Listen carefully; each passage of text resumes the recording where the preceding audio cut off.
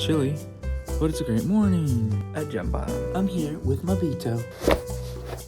Running is actually awesome, in my opinion. I've changed my mind, and that's that. That's huge. For me, it feels really good. Morning. It is 8:10 a.m. on Super Bowl Sunday, and today I'm gonna try going for a run in the morning. I don't usually do that. My fear has always been that, because overnight you're not able to drink water while you're sleeping, that you'd be a little dehydrated. But I drank a lot of water before I went to bed, and I feel pretty good. I'm here with my Vito. Jumpy, jumpus. Sorry. Today's going to be another Zone 2 run, a slower, casual run pace. It's really more of a jog at probably 13-minute miles is what I'll be looking at. So let's at Gem Bottom.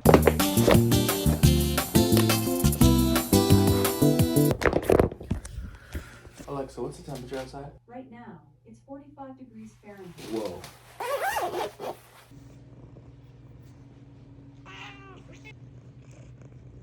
It's a great morning. It's chilly, but it's a great morning. Look at the sunny time. Hi, okay, so it's the following day, it's Monday. I went for a run again today, and I just want to expand.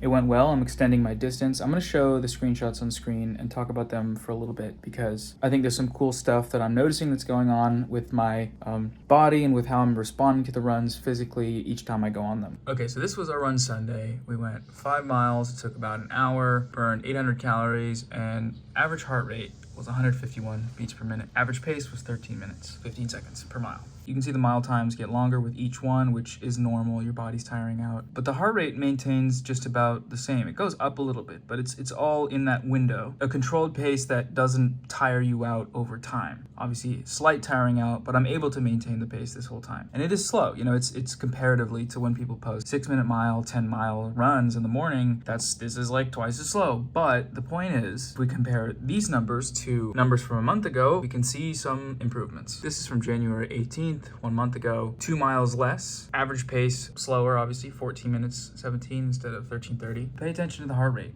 162 for a 13-minute mile. 157 for 14, which is a little lower, but it's a little slower. 160 for a 14-minute mile. That's really high. That's significantly higher than my most recent run, running at a slower pace. And you can see how much is jumping up and down. I would run, my heart rate would get so high that I would stop or I'd be too tired. So I was like definitely walking in between here because I was trying to aim for that pace, yes, but also because I was very tired to the point that I can't maintain that pace, and it doesn't feel like an enjoyable run. It's just agonizing. It's way too hard. The adaptations that you get from Zone 2, from what I've researched, are things like denser capillaries, blood capillaries in your legs, and more powerful mitochondrial function in your cells, in your muscular cells. I don't know if that's muscular cells or just in the cells of your body, but basically becoming more energy efficient. And I can definitely feel it, because at the end of these runs, I feel like I can keep going. During the runs, I'm straining, obviously, but it's a comfortable endorphin raising strain that can be maintained and can also be pushed at times. The other thing that this improvement in the aerobic base allows for is for when I push myself hard. One example I'll give is that sometimes I'll reach a street and I need to cross and there's a car waiting, and so I speed up, just like instinctually. I'm like, I don't want this person to wait for my slow pace, so I run. After that, my heart rate goes up, and before, when that would happen, it would take a while for my heart rate to come down. I would jog after that, but it would come down slowly. Sometimes I would need to actually just stop because I would be like tired from that quick sprint. But now I can do that. My heart rate goes up slightly, but it comes down pretty quickly as soon as I lower my pace. So it's the body basically recovering your stamina more quickly and more consistently. The third place that I feel this is in my lifting. After heavy lifts or after pushing it pretty hard on a set in the weight room, I've always felt a kind of like fatigue, like, okay, that was a lot, I'm gonna rest some. Sometimes if I push hard enough, I feel a little nauseous and things like that. But after having done this for a month, it feels significantly different and much better, which is at the end of the lift, I'm obviously, my heart rate's obviously raising because I'm exerting energy, but it's a point where I can breathe in and breathe out and feel stable and feel like if I needed to go again right now, I could. Like, obviously my body is circulating blood faster, my body has used more energy, but there's more in reserve. There's just more there, to the point where I'm always comfortable. I'm never overexerted in the gym. I'm always at a baseline of, okay, if I need to lift more, I can lift more. If I needed to just take off and run for whatever random reason, I'd be able to do that and I'd be fine. And for all these changes to come after just just, less than a month of doing this kind of training, I'm super stoked on it, on this zone 2 stuff. There's one other metric that I forgot to mention here that I think is really interesting, which is my VO2 max. VO2 max is basically the efficiency with which your body carries oxygen to your muscles with your blood using your lungs and whatnot. And as you can see over the last month, the estimations, which aren't 100% accurate by any means, but these are just estimated from the Apple Watch fitness tracker and your distance traveled and various other factors. But it's improving.